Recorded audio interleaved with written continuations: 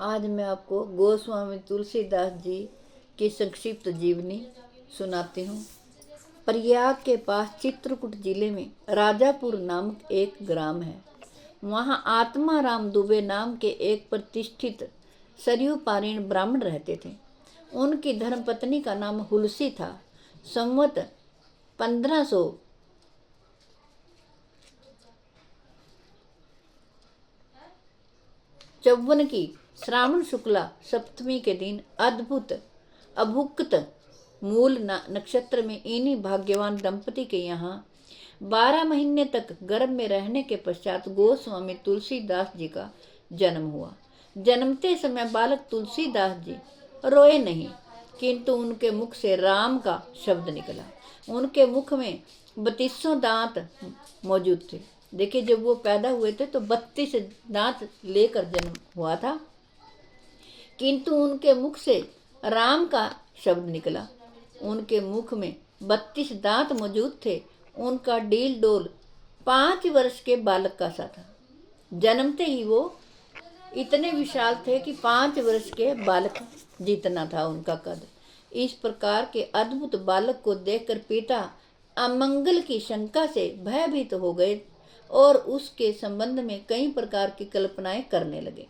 माता हुलसी को यह देखकर बड़ी चिंता हुई। उन्होंने बालक के अनिष्ट की आकांक्षा से 10वीं की रात को नवजात शिशु को अपनी दासी के साथ उसके ससुराल भेज दिया और दूसरे दिन स्वयं इस असार संसार से चल बसी। दासी ने, जिसका नाम चुनिया था, बड़े प्रेम से बालक का पालन पोषण किया। जब तुलसीदास जी लगभग 5.5 वर्ष के हुए, चुनिया का भी देहांत हो गया। अब तो बालक अनाथ हो गया। वह द्वार द्वार भटकने लगा। इस पर जगजननी पार्वती को उस होनहार बालक पर दया आई। वे ब्राह्मणी का वेश धारण कर प्रतिदिन उसके पास आती और उसे अपने हाथों से भोजन करा जाती। भगवान शंकर जी की प्रेरणा से रामशैल पर रहने वाले श्री अनंत नंद जी के प्रिय शिष्य श्री नरहरयानंद जी ने इस बालक को ढूंढ निकाला और उसका नाम राम बोला रखा।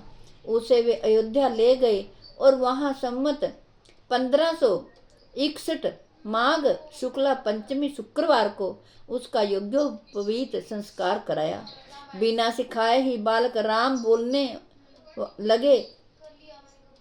बोला ने गायत्री मंत्र का उच्चारण किया, जिसे देखकर सब लोग चकित हो गए। इसके बाद नरहरि स्वामी ने वैष्णवों के 5 संस्कार करके राम बोला को राम मंत्र की दीक्षा दी और अयोध्या ही में रहकर उन्हें विद्याध्ययन कराने लगे। बालक राम बोला की बुद्धि बड़ी प्रखर थी। एक बार गुरुमुख से जो सुन लेते थे उन्हें वह कंठस्थ हो जाता था।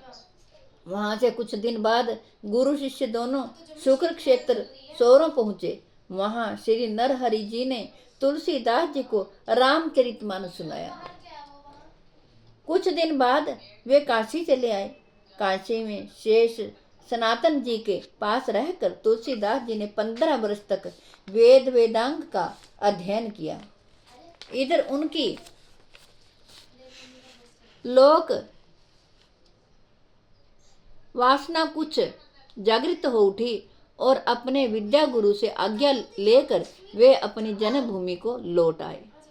मंगल भवन अमंगल हारी, द्रवहु सुदशरथ जर बिहारी। तुलसीदास जी की जीवनी का संक्षिप्त वर्णन मैंने आपको सुनाया है। बाकी कल की वीडियो में सुनाऊंगी। जय श्री रामचंद्र भगवान।